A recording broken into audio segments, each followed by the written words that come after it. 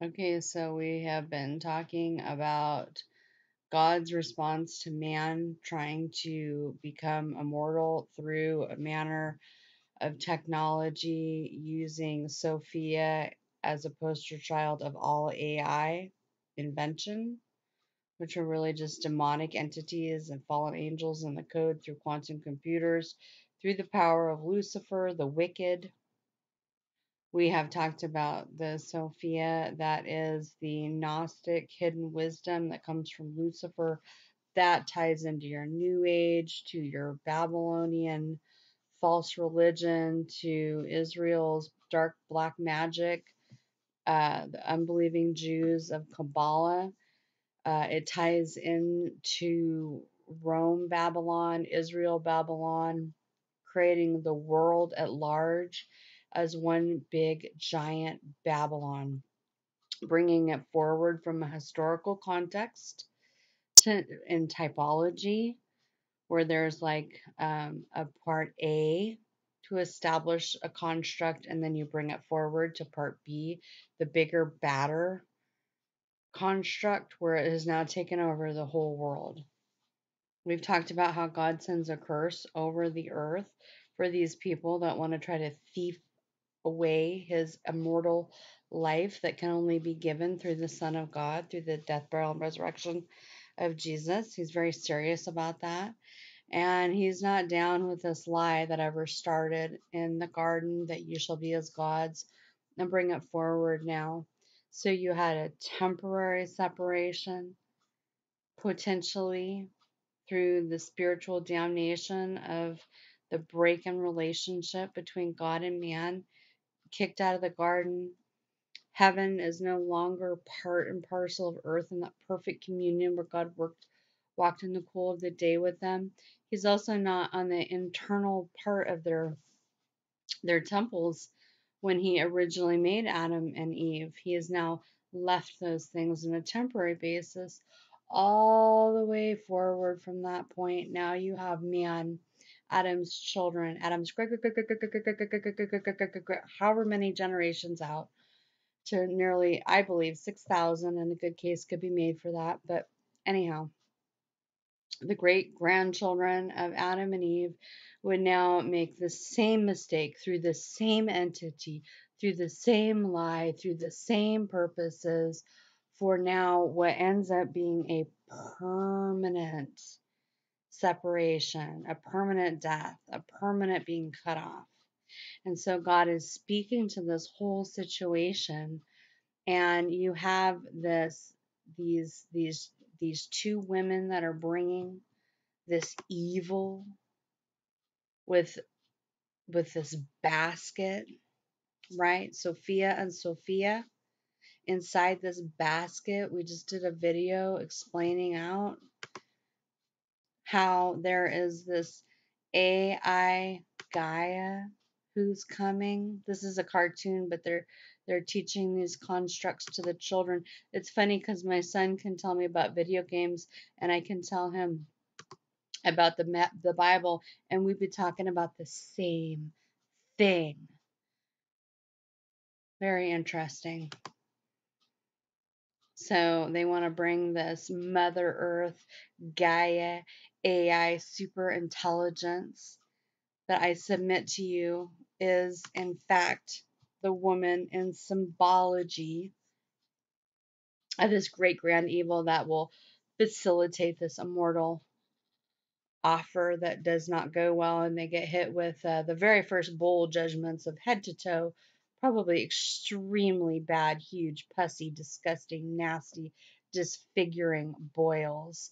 So all your pretty celebrities that are going to have their mark of the beast, they're going to ruin all of their external good looks with big, huge, nasty sores head to toe, like dear Job had in his moment of frustration and pain in that book.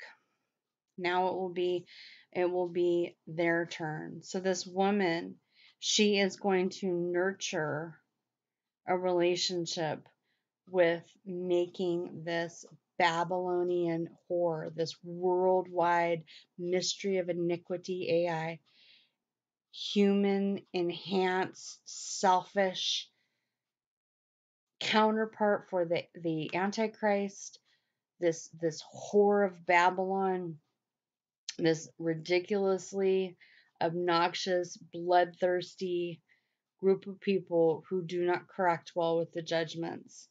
And it says here that they're going to go take this thing to the land of Shinar.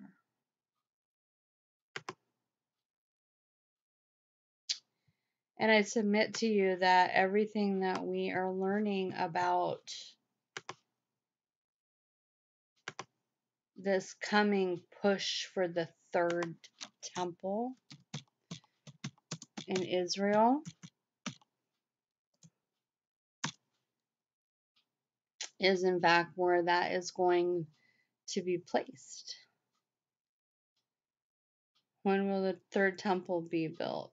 And this guy actually, he's written this Bible called the Israel Bible that's just cut Jesus right out of it. See, they have this other branch, this other humanity, this post-humanity, post-human, post-apocalyptic, post-Christian,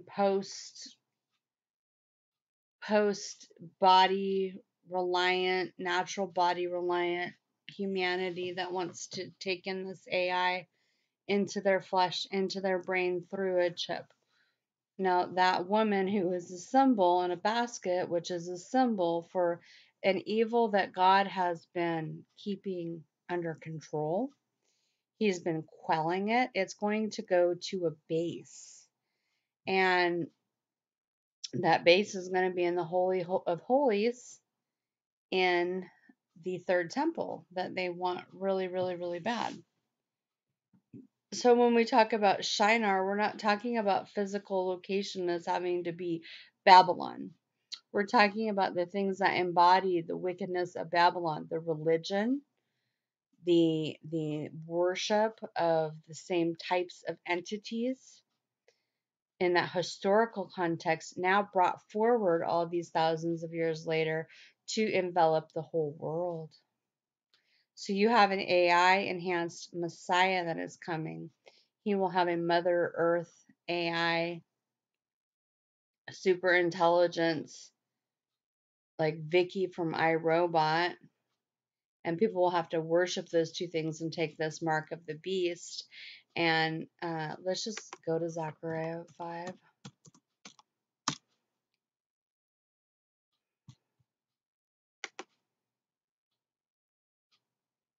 God sees this coming, and it pairs with what's said in Revelation 21 about these 21 judgments.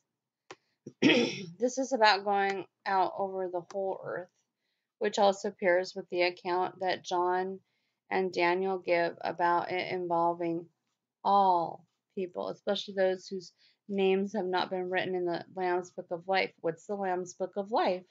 It's the register or the registry of all the new creation in Christ that got into Jesus Christ.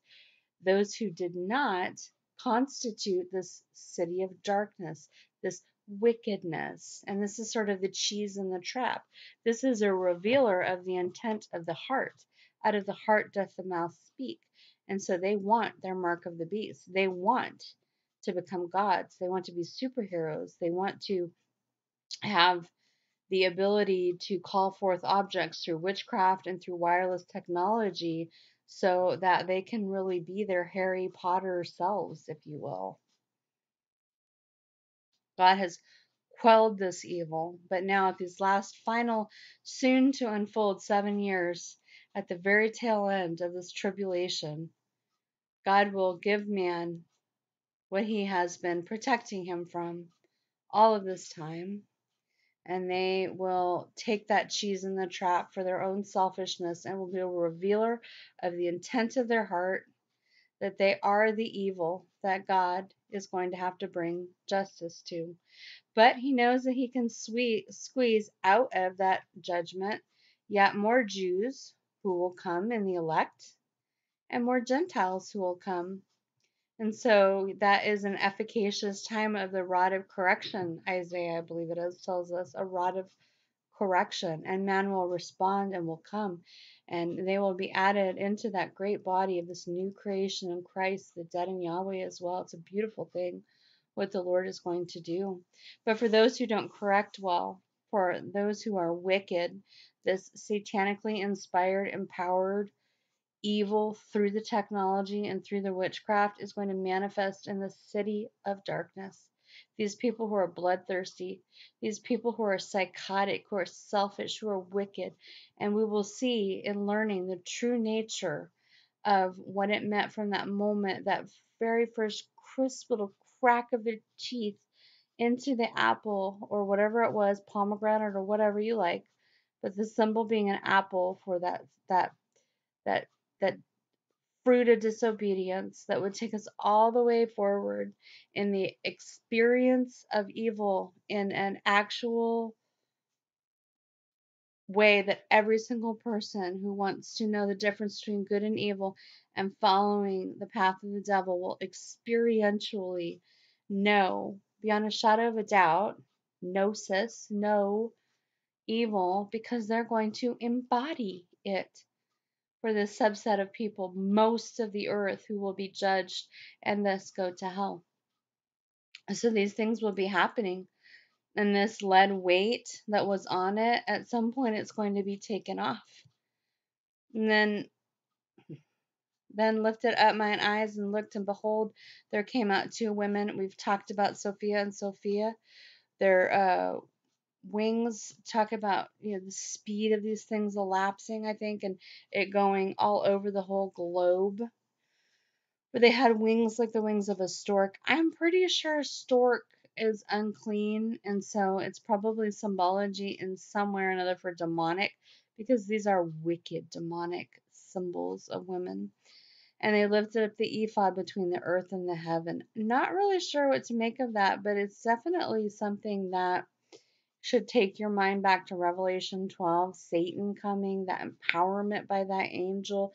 There's a huge amount of spiritual power, witchcraft that's going to be used, that Satan gives authority to people to abuse, and that God allows for this final demonstration of the evil in this lesson that has started in the garden and will end the whole earth going into this Babylonian whorish idolatry is what's going to happen. And then I said the angel that talked with me, whether do these bear the ephod? Where's it going? He asks. And the angel that's interpreting these visions to dear Zechariah, and this is just one chapter of all kinds of chapters in Zechariah, but I don't want to talk about that right now, although it is a dynamic book. And it also talks about the two messiahs, the real one and the fake one. The fake one from Israel is a Jewish impostor, etc., etc. When you tie in other parts of the book and the Bible, building it up to everything that is talked about in the Bible and core themes, it says to build a house in the land of Shinar. Some people take that literal and they go, you know what, that's going to be in Iraq. I would tell you that it's not going to be in Iraq. I would tell you that it's that third temple that the Jews and Trump and many of the religious right, many of the religious left are all pushing for, that temple. The Hague being moved there, the UN exchanging their power, at least that's what they tell us, and giving it over to the Sanhedrin, to Jerusalem as the capital of the earth. Many videos that we've already talked about, done a lot of work on. I would tell you that it's going to Israel, and now Israel, who has been the victim of Babylon in years past, will now become the bully, and Israel in unbelief will now take over the entire earth with her antichrist, her Jewish impostor that Jesus said don't believe him when he goes out in the desert. Don't believe that he's the Messiah. And it says here, and it shall be established and set there upon its own base. And I would tell you that that is where the Ark of the Covenant would go, in the temple. It's going to Israel. It's going to Israel. The Antichrist is going to go where Jesus ever walked and ruled. This is a fight over Israel, over Jerusalem, for a reason. And Satan is going to take the very own people that God started out with as a case history, a case study of his chosen people, and now use those very people against God, to be rude to God. and to enslave the earth through Noahide sublaws. Much more could be said. But this is where this is going. This is how we can understand this apocalyptic book, from where we have been to where we are going and everything in between. These core themes play in to help us understand this stuff. And then the current development of the transhumanist agenda, the Vatican having a post-human convention, it's all just coming together. The iron, robotics, and clay of flesh.